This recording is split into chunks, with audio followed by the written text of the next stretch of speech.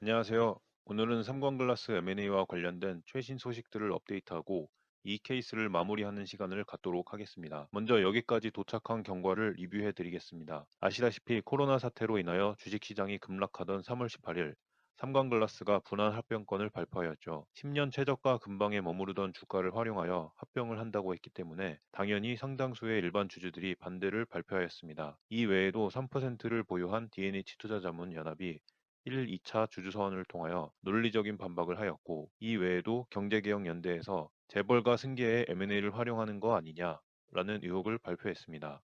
마지막으로 세금융운동본부도 3개의 영상을 통해서 M&A 계획에 들어가는 각종 꼼수와 편법을 상세하게 파헤쳤습니다.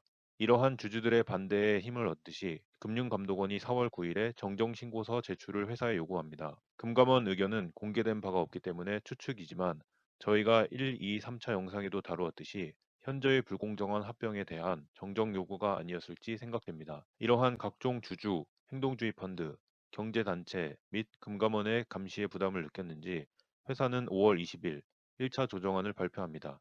1차 조정안의 핵심은 DCF로 산정한 군장에너지의 수익 가치를 낮춘 것입니다. 회사가 발표한 최초 합병 계획에 대하여 군장에너지의 가치가 과도하게 평가되었다는 주식 보고서가 나왔을 정도로 자산가치 산정이 불공정했기 때문에 회사가 조정을 한 것으로 보입니다. 군장에너지의 가치는 군장에너지뿐만 아니라 이테크 건설에도 반영이 되기 때문에 이렇게 군장에너지의 가치가 84에서 77로 하락하게 되었고, 이테크의 가치는 313에서 279로 하락하게 되었습니다. 이 3자 합병은 삼광글라스, 이테크, 그리고 군장에너지가 합병하는 것이기 때문에 이테크와 군장에너지의 가치가 하락한다는 것은 삼광글라스의 상대적 가치가 10% 정도 상승한다는 의미입니다. 이러한 10% 가치 상승에 대하여 삼광글라스 주주들의 반응은 어땠을까요? 당연한 얘기지만 고작 10% 조정이면 터무니없이 작은 조정이기 때문에 삼광주주연합은 반대를 지속했습니다. 그리고 기존에는 별다른 의견을 보이지 않은 신영자산운용조차도 반대 의견을 피력했고, D&H 투자자문 역시 3차 주주서원을 통해 반대를 지속하였습니다. 그리고 정점으로 금융감독원이 5월 28일에 2차 정정신고서 제출을 요구합니다. 결국 회사는 6월 15일에 M&A를 무기한 연기합니다. 조용히 2달이 지난 후 8월 13일에 2차로 조정된 합병안이 발표되었습니다.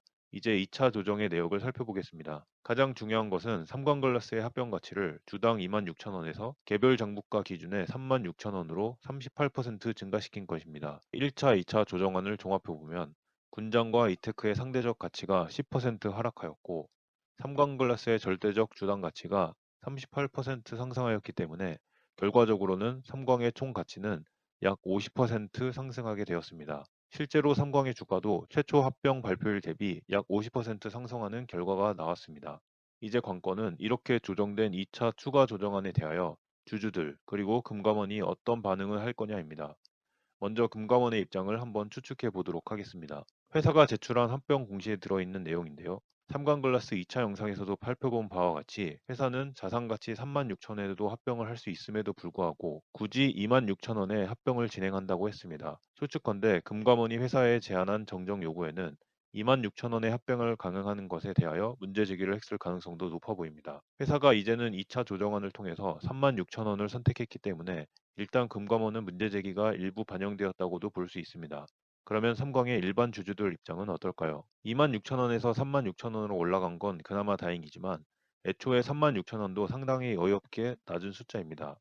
왜냐하면 삼광의 연결 기준 자산 가치가 주당 56,000원이기 때문이죠. 회사가 최초 제안한 가격보다 115% 높은 자산 가치를 가지고 있는데 굳이 낮은 숫자들만을 골라서 사용하는 건 여전히 타당한 불만 요인입니다. 승계를 위하여 일부러 일반 주주에게 피해가 큰 최대한 낮은 가격만을 골라서 사용하는 것 아니냐라는 비난이 매우 적합해 보이는 상황입니다. 그러면 일반 주주 입장에서 56,000원의 거래가 진행된다면 과연 만족할 만한 숫자일까요? 기존 영상들에서도 논리적으로 설명드렸다시피 사실 56,000원도 매우 불공정한 숫자입니다.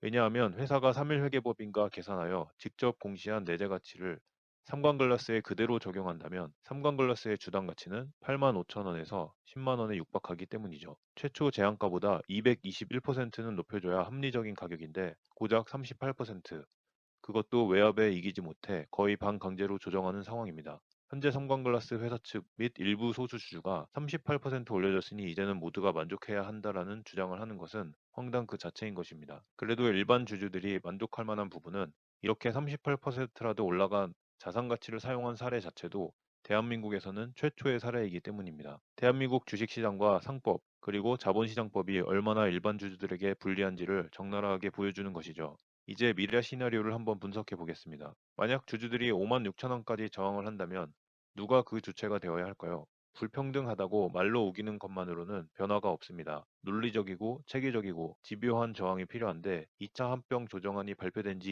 2주가 넘게 지났음에도 현재까지 소액주주연합, 경제개혁연대, 신영자산운용, DNH투자자문 모두 별다른 발표가 없는 상황입니다. 더군다나 이번 합병 반대에 가장 앞장섰던 DNH투자자문의 핵심 인력들이 최근 다른 자산운용사로 이직했다는 뉴스가 있었는데 이러한 정황을 봤을 때 안타깝지만 3만 6천 원 선에서 합병이 되지 않을까 예상해 봅니다. 그러면 이제 삼광글라스 불공정 M&A 사례를 통하여 저희가 배울 수 있는 세 가지 레슨으로 영상을 마무리하겠습니다. 첫 번째 레슨은 상법 및 자본시장법의 허점을 꼼수로 이용하여 대주주는 언제든지 편법 승계가 가능하다는 사실입니다. 삼광이 사용한 꼼수 중 하나는 자본시장법의 시장가치 맹신인데요.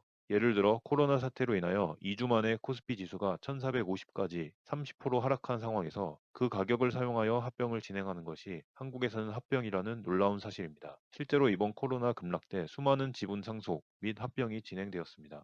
삼광도 이 기회를 틈타 아버지의 지분을 매우 싸게 두 아들에게 넘기는 것이죠. 지금 3만 6천 원으로 조정된 가격에서도 사실 이 승계 계획은 상당히 유효합니다. 내재 가치가 10만 원짜리 주식을 아버지가 아들들에게 3만 6천 원에 넘기는 셈이니까요. 예상하셨겠지만 이렇게 명확하게 불공정한 M&A가 허가되는 시장은 전 세계에서 대한민국이 유일합니다. 상법과 자본시장법 개정이 요원하지만 국회의원, 언론 모두 별다른 관심이 없는 게 현실입니다. 이제 두 번째 레슨을 알아보겠습니다. 현재 삼광그룹의 상황처럼 독립적인 의사결정 구조가 이루어질 수 없음에도 불구하고 아무런 일반 주주 보호 장치가 법적으로 없는 것이 한국의 상황입니다. 일반적으로 세 개의 회사가 M&A를 한다면 이렇게 독립된 기업과 경영진이 팽팽하게 실익을 따져가며 협상을 해야 합니다. 하지만 이번 삼광글라스 M&A는 이보경 씨가 세 개 회사 중 두 개 회사의 대표이며 세 번째 회사에는 이사입니다. 게다가 안창규 씨도 두 회사의 포지션을 가지고 있습니다. 이러한 상황에서 M&A를 진행한다는 것은 마치 본인이 질문하고 본인이 대답하는 매우 우스꽝스러운 상황인 거죠. 이러한 상황을 방지하기 위해서 해외의 선진 금융시장에서는 MOM이라는 안전장치를 갖추고 있습니다. MOM은 소수의 과반이라는 의미로 현재 삼광의 상황처럼 대주주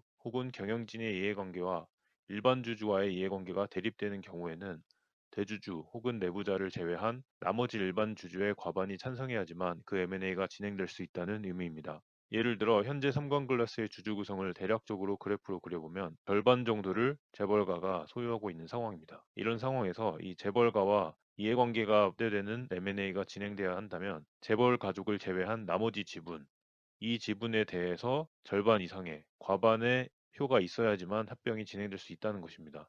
그래서 재벌 가족은 아예 투표권이 없고 이 남아있는 지분 중에서 절반 이상이 찬성을 해야지만 이 딜이 진행될 수 있다는 것입니다. 사실 방금 설명드린 MOM보다도 더 간편한 해결책도 있습니다. 현재 대한민국 상법의 가장 중대한 문제점 중 하나는 주주들이 뽑은 이사가 회사에게만 충실 의무가 있고 정작 이사를 뽑은 주주들에게는 충실 의무가 없다는 것입니다. 이것은 마치 시민들이 국회의원을 뽑았는데 국회의원은 국회에만 충실하면 되고 정작 의원을 뽑은 시민들에게는 충실 의무가 없다는 어이없는 상법입니다. 이러한 핵심적인 문제가 고쳐지지 않는 한 코리아 디스카운트는 사라지지 않을 것이며 매년 수십 건씩 일어나는 각종 불공정 M&A들과 일감 물어주기 등의 방식으로 일반 국민의 재산을 소수 재벌이 훔쳐가는 행위가 지속될 것입니다. 저번 세금융 운동 소개 영상 1번에서 설명드렸다시피 이번에 초다수당이 된 민주당이 이러한 상법 개정을 해주면 좋으련만 이러한 핵심 문제는 다루지 않을 뿐더러 어설픈 상법 개정조차도 진행이 되지 않을 수 있는 암울한 게 현재의 상황입니다. 마지막 레슨은 이렇게 암울한 대한민국 주식 시장에서도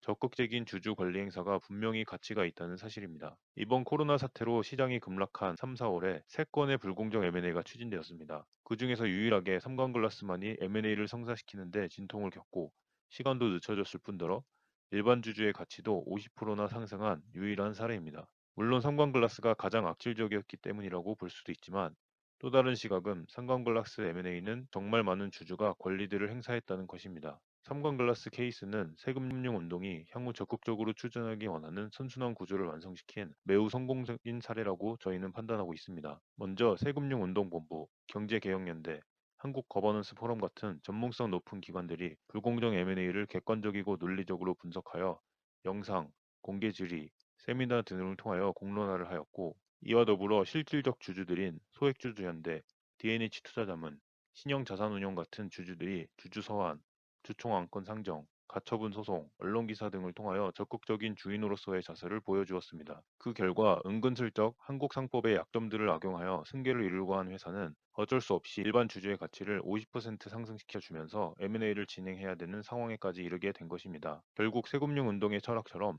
적극적인 주주 관리 행사는 주주 본인의 재산을 지키는 당연한 행위이며 실제로 효과도 있다는 것을 입증하게 된 것입니다. 저희는 앞으로도 열심히 활동하여 일반 주주들의 권리 행사를 돕는 데 일조하도록 하겠습니다. 오늘도 시청해 주셔서 감사드리며 다음 영상에서 또 뵙겠습니다. 감사합니다.